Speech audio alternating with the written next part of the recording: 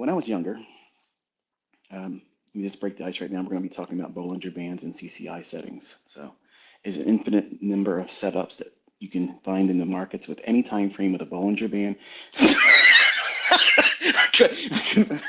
I can't do it. I thought I could do it, but I'm sorry. I'm sorry. Just want to make sure you're paying attention. There are no indicators around here, man. It's Saturday. Wake up, man.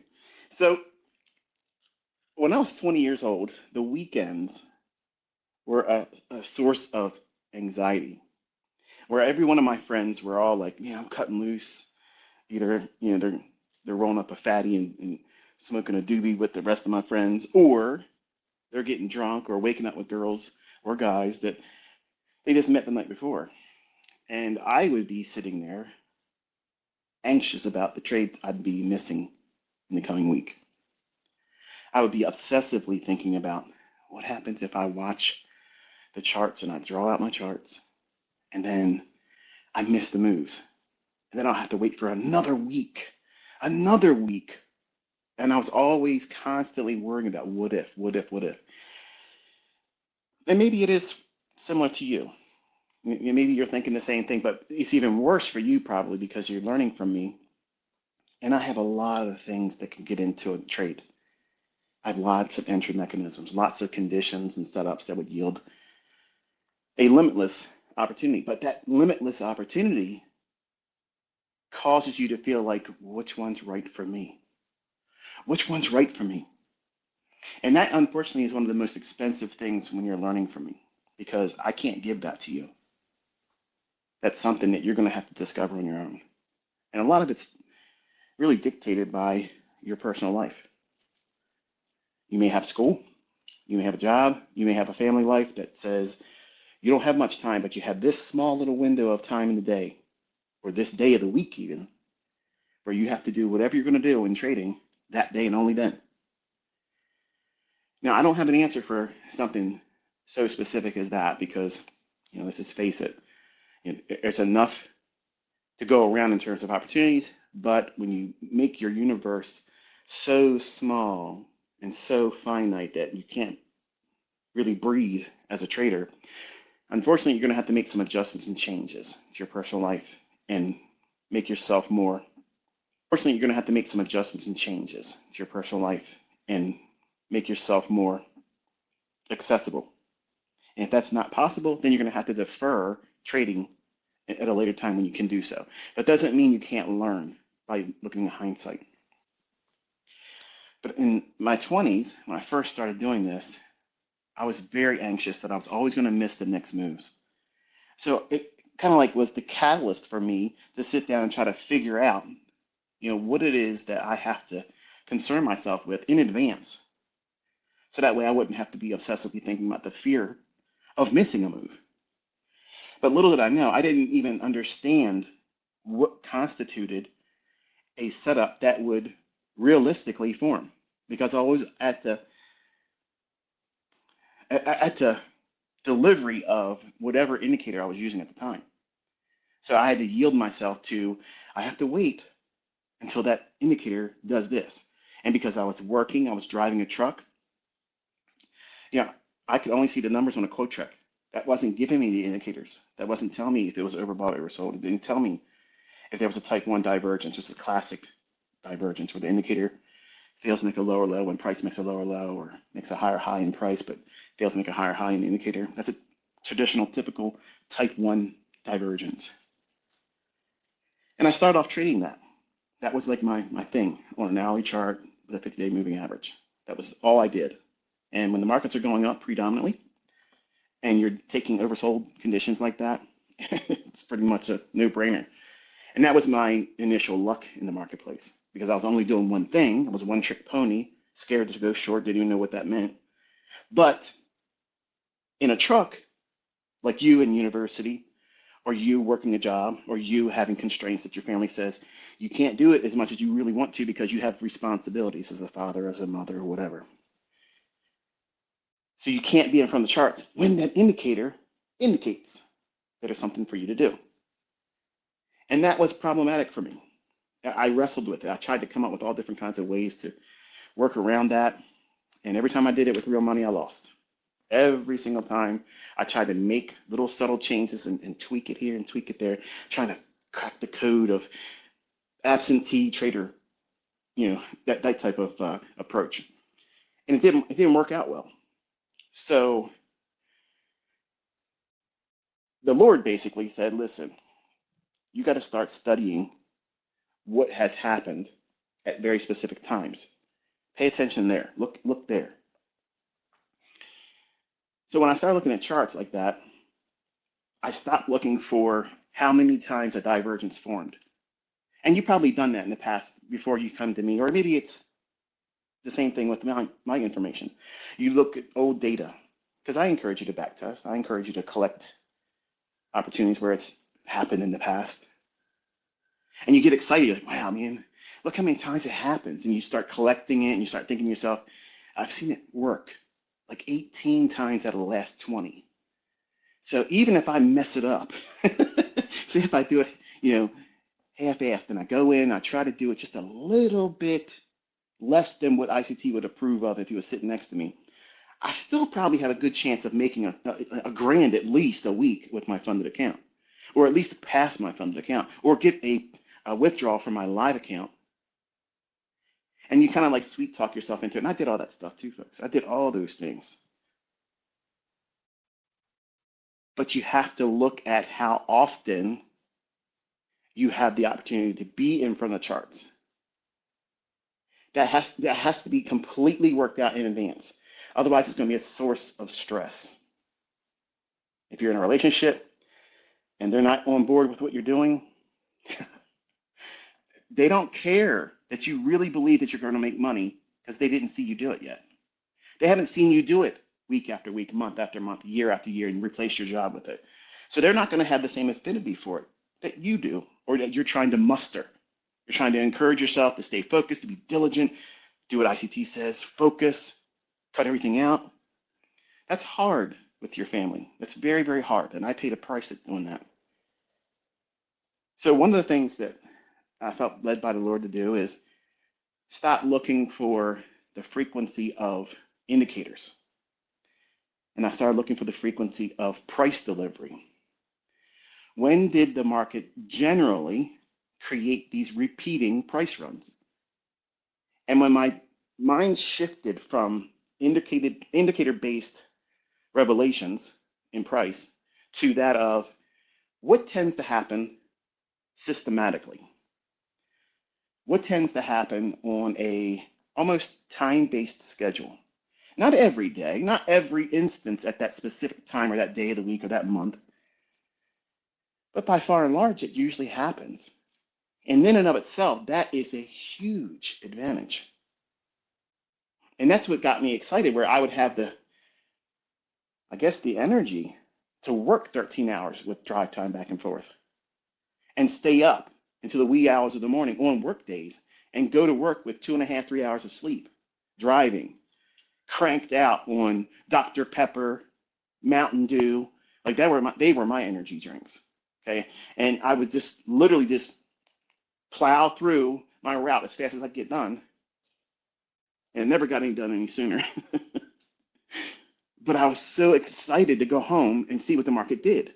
Now, sure, I watched it on my Quotrek, which was a little handheld device, kind of like an old transistor radio. And for those who don't know what that is, you can Google it and see it.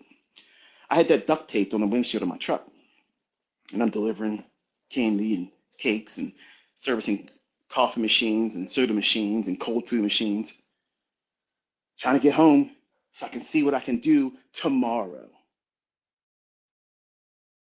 And that completely changed when I said to myself, I have to worry about one thing. I got to be on time. I got to be on time in every sense of the word. I got to be on time to be in front of the charts when it should move. See, that's one of the biggest things that I discovered when I was chasing every educator, every author, every book that came out, every new course, every new thing that came out, every new gimmick. Every person mentioned that this is the person. This is the person. And you see it when I make a post on X and other people that have a larger following. When they make a post, you see these these bots that come up. I stumbled upon this guy here, this gal here. She's doing amazing things. Thanks for making $10,000 for me. That kind of stuff worked real easy back in the 90s. And I fell victim to that kind of stuff. Today, it's kind of cheesy and nobody should pay attention to that. Because if you're chasing constantly, and maybe I'm one of those individuals for you right now, if you listen to what I'm going to talk about today and really take it to heart, I promise you, you won't chase anyone else ever again. You'll stop and you'll look in the mirror and say, I am all that I need. It's very simple in terms of trading, but what makes it hard is you can't get out of your own way. And I was like that for myself. I complicated things. I wanted to be perfect. I wanted to be right. I didn't want to lose. I only wanted to have an equity curve that went straight up. I never wanted to miss a move. Now think about the practicality of that. Is it realistic? No. But as a young 20-year-old and making a little bit of money in the beginning with luck, you tend to lie to yourself and you say, man, I'm the bee's knees, baby. I got this all figured out. I'm not natural. I wasn't good in sports, but look how good I'm at this. So you fill your head up with all kinds of nonsense and you start believing it. Until the market shifted from a bull market to a bear market, and then I couldn't do anything right. So I had weekend anxiety. I worked all week to make very little money, to spend the weekend stressing. And maybe you're feeling that. And I want to just gently remind you that you're thinking about it too obsessively. And you're placing a scheduled arrival of your understanding that you don't know when it's going to happen for you. But you have to free up that possibility for you to have it happen whenever it's supposed to happen. As long as you're diligent and you apply yourself every single day, even if it's just 30 minutes a day, studying, looking at what the price has already done, but specifically studying when it did it, on what day it did it, on what week of the month, of what year, 12 months, what months are real active. When I listened to Larry Williams in his course, he mentioned this day of week. And I'm like, this guy's got it down like that. No wonder he turned $10,000 into $2.2 million. You heard that right. He just got hurt and dropped down and drawdown, but ended it with over $1 million for the year. So I was thinking to myself, if he's got it figured out like that, he's got himself to a position of control over himself. Now, maybe if you listen to him and when he's been honest and he's came out and said, look, it was real hard to be around him that year in 1987 because he was focused. He was really dialed in. He had no time to be talking with anybody else, even his family members. I'm sure I can relate to that because in my 20s, that's how it was every single day. Every single day, I felt like I was in the Robbins Cup. And I was only trading with a $1,500 account. I was trying my hardest to do it on a credit card loan. And you guys got it made, man. $100 here, less than, and you can have the imaginary $50,000 funded account. Come on, man. You have all the advantages, but you're placing so much emphasis on being there right now, so fast, it's unrealistic. And when you can't fulfill that, you can't live up to that, you start beating yourself up. Even if you don't journal, you're talking to yourself while you're driving. You're talking to yourself in the shower. Man, I'm so stupid. Why'd I do that? Isn't it amazing how after you lose, after you blow an account, you start thinking how great that trading system would have been if you just would have followed it? Like, I did all those things, built up this plan. This is what I was going to do. And then I did everything but that, lost money, and now you really love the trading plan. It's like a girlfriend or a boyfriend that you didn't really appreciate when they were with you, but when they're gone, absence makes the heart grow fonder. And I went through this cycle over and over again, looping, looping, looping. And I said, you know what? The problem is I'm not on time. I'm never on time. So I have to be acclimated to when the market is going to do something. So it was very amazing, astonishing, revelation for me to go through time-based studies and see that there is this repeating thing that happens all the time. All the time. It does these things over and over and over again. So when I sat down, I thought to myself, I'm going to make a market where I can codify, where I don't have to think about it. I don't need to think about it. I'm going to codify PD arrays that tell me exactly when I'm going to do something because I know the market's likely to deliver a specific type of price run at that specific time, up to a very specific time. Now think about it. If you knew the three-digit number on the lottery was likely, not perfectly, but likely to give you 808, I'm just using it because it's my birthday. If it's likely to do that in this month of the year, are you going to play that 808 number every single week and day outside of that? No, of course not. You're going to do it when it's seasonally apt to deliver it. Are you going to be, as a card counter or a professional poker, are you going to play a table where the shoe of cards gets cold? You're not going to do that. You're going to get up and walk away. What are they doing? They're getting in sync with time. The time of that synchronicity of how those cards are going to come out and how every other card player at the table is going to play now. You think about it. You do these things in your own personal life. You only want to spend time watching the games that you have an affinity for, the teams that you care about. There's lots of games on the weekend, all kinds of sports, but you're only going to plop your rear end down and vegetate on that couch when your team's playing. Doesn't matter who they're playing. And ladies, there's all kinds of TV shows on, all kinds of TV shows on. But your story, your program that you want to keep up with, because the girls at work or the girls at your clique, they keep up with that too. So you want to make sure you're constantly invested in that so that way you're not outside the loop when we're having conversations at the water cooler. You're on time. But when we get into trading, and then we're not prodded to do these types of things, what happens is we lose sight of it.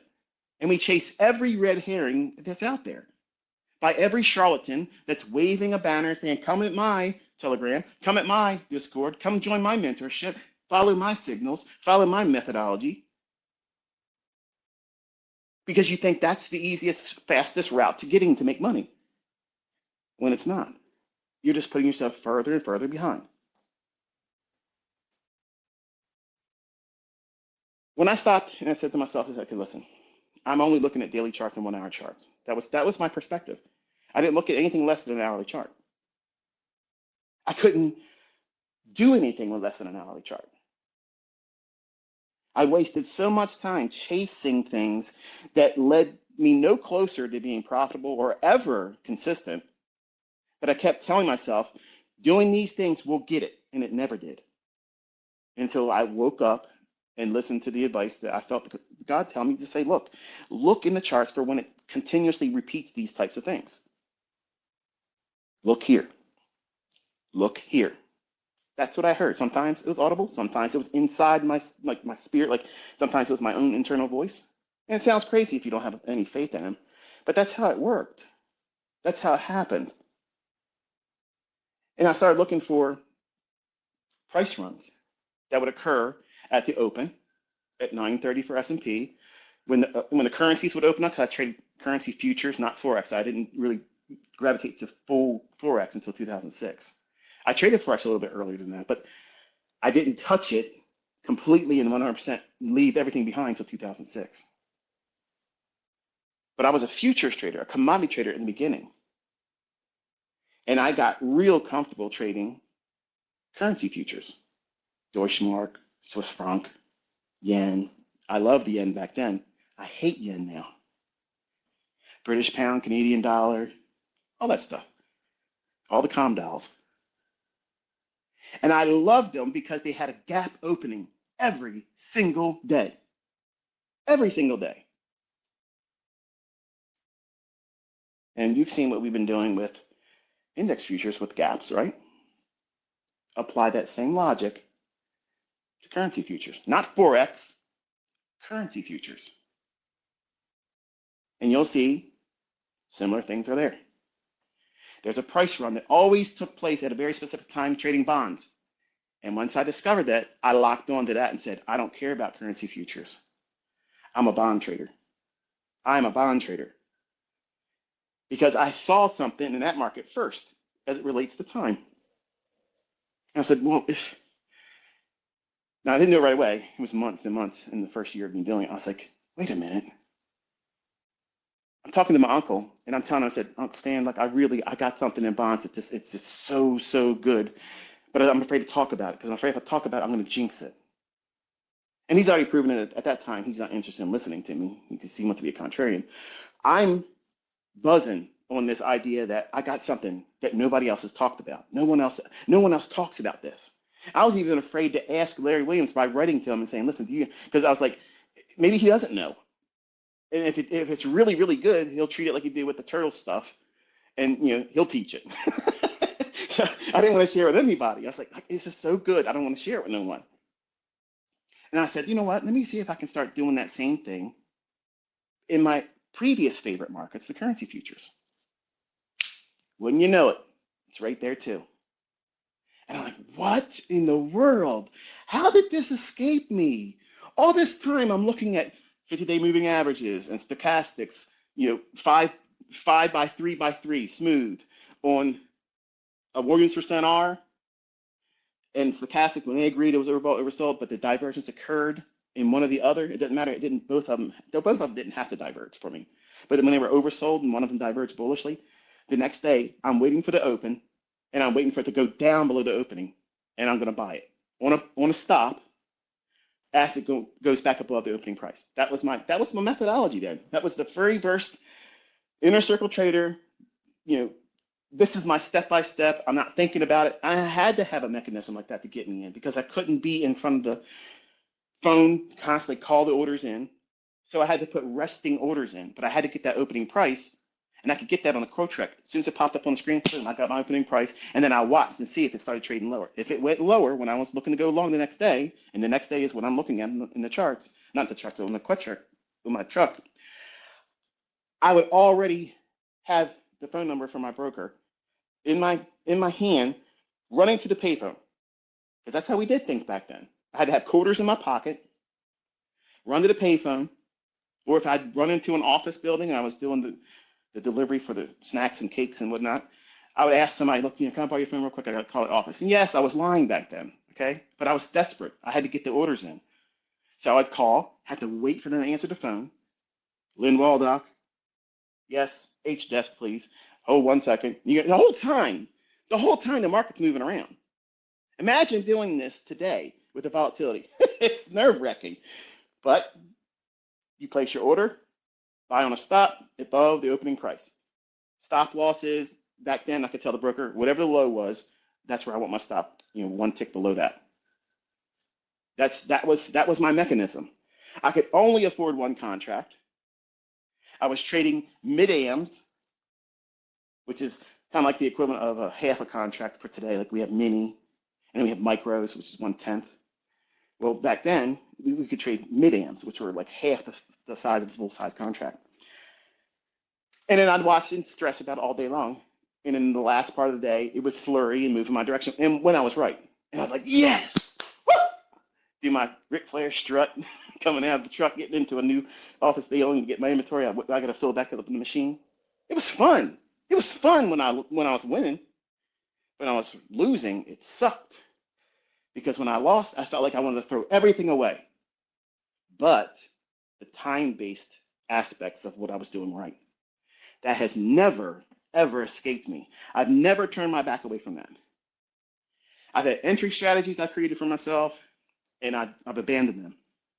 I've had full-blown trading plans that I've abandoned. But I've never, since discovering these very systematic time-based price runs that occur in price action every single day, every single week, in every market, I've never left it.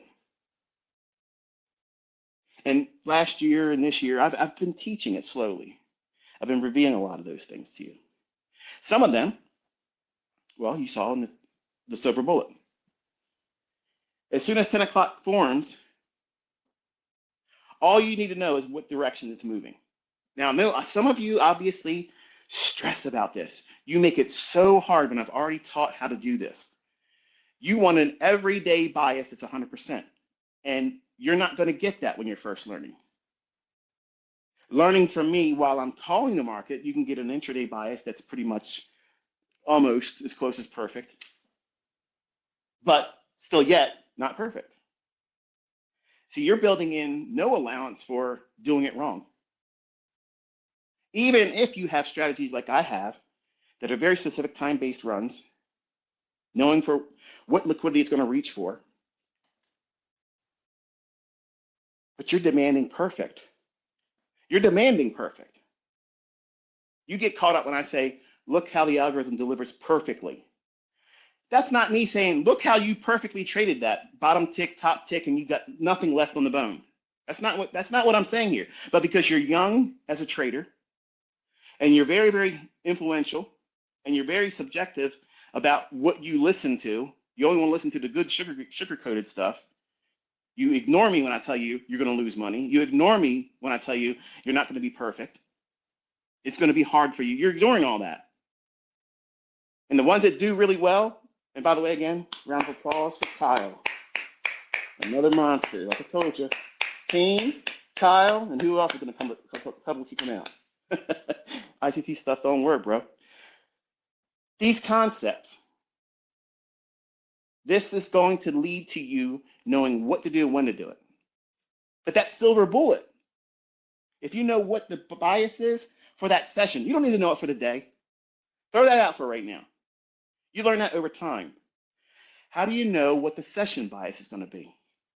Well, how did we gap open? Did we gap open? What liquidity did they leave in pre-market session? That means 7 o'clock in the morning to 9 o'clock, 9:30 in the morning opening for equities. If you're trading Forex, between